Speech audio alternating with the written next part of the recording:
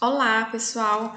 Hoje a gente vai falar um pouco sobre os principais grupos de bactérias, tá? Eu sou a professora doutora Marina Uchoa e lembrando que eu vou focar essa aula principalmente nos principais grupos de bactérias que são causadores de doenças, tá?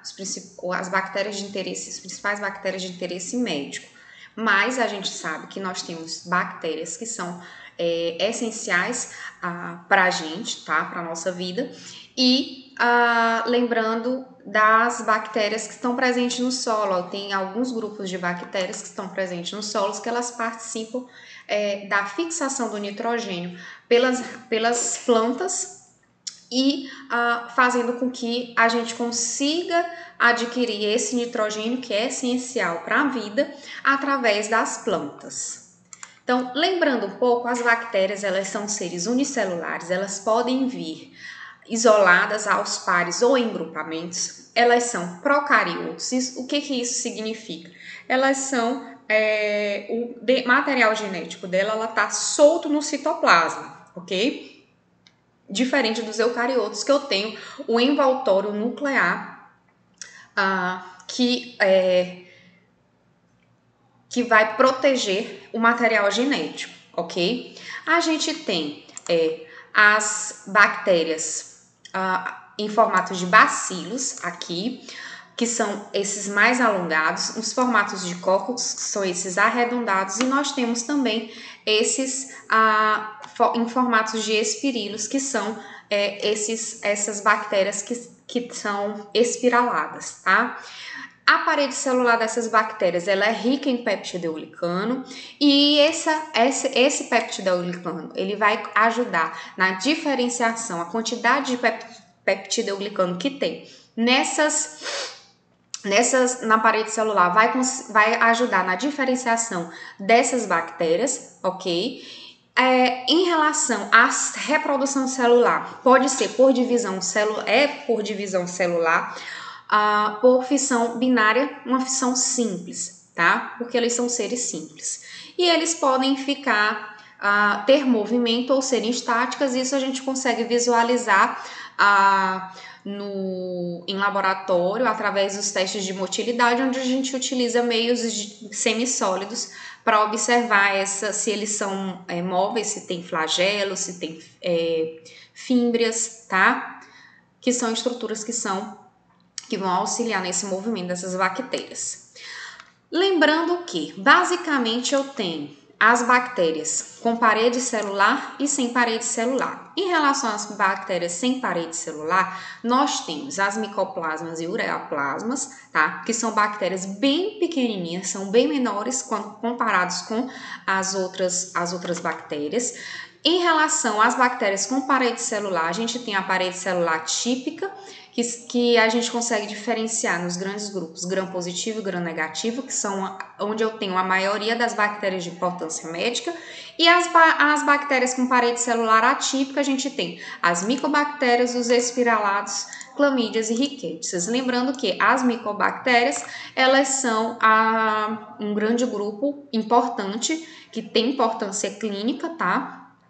Que, por exemplo, a tuberculose, a micobactéria tuberculose. Em relação à parede celular, eu tenho que ela é constituída de peptidoglicano, tá?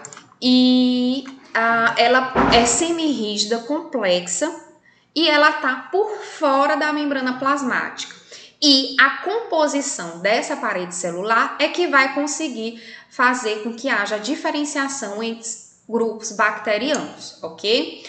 A maioria dos procariontes apresenta essa parede celular e isso é importante por quê? Porque eu tenho alguns antibióticos que vão atuar diretamente na formação da parede celular e isso é bom para a gente. Por quê? Porque a gente não tem essa estrutura de parede celular, o que deixa esses antibióticos específicos para a parede celular melhores de serem utilizados, pois eles vão ser, em teoria, menos tóxicos para nós. As paredes celulares das gram-positivas, né? Lembra que eu falei que a parede celular, a concentração de peptidoglicano vai diferenciar em gram-positiva e gram-negativa? As paredes celulares das gram-positivas, elas vão ter uma extensa camada, né, de peptidoglicano, que vai compor 90% dessa parede celular, e inserida nessa parede a gente vai ter o ácido teicoico, o ácido lipoteicoico, que são os antígenos de superfície, que eles vão ser reconhecidos pelo sistema imunológico e vão ativar essa resposta imunológica. Em relação à parede celular das gram-negativas, eu já vou ter pouca quantidade de peptidoglicano, tá? Em torno de 10% da minha parede celular é composta por peptidoglicano. Vou ter uma membrana interna, a membrana citoplasmática, eu vou ter espaço periplasmático, tá? Entre a membrana interna e a parede celular, e a parede do peptidoglicano, e entre o peptidoglicano e a parede e a membrana externa, tá? Dentro dessa camada, eu vou ter o quê? Fosfolipídios e lipoproteínas ancoradas a esse peptidoglicano. E externamente eu vou ter esse LPS, que é o lipopolissacarídeo, que ele é um potente antígeno estimulante do sistema imunológico. Em relação às bactérias de importância médica, nós temos os cocos. Dentro dos cocos gram-positivos, nós temos os estreptococos, os estafilococos.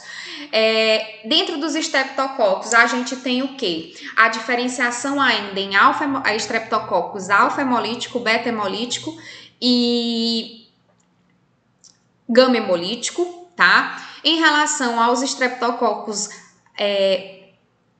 beta-hemolíticos, nós temos o Streptococcus pyogenes, que ele é muito importante para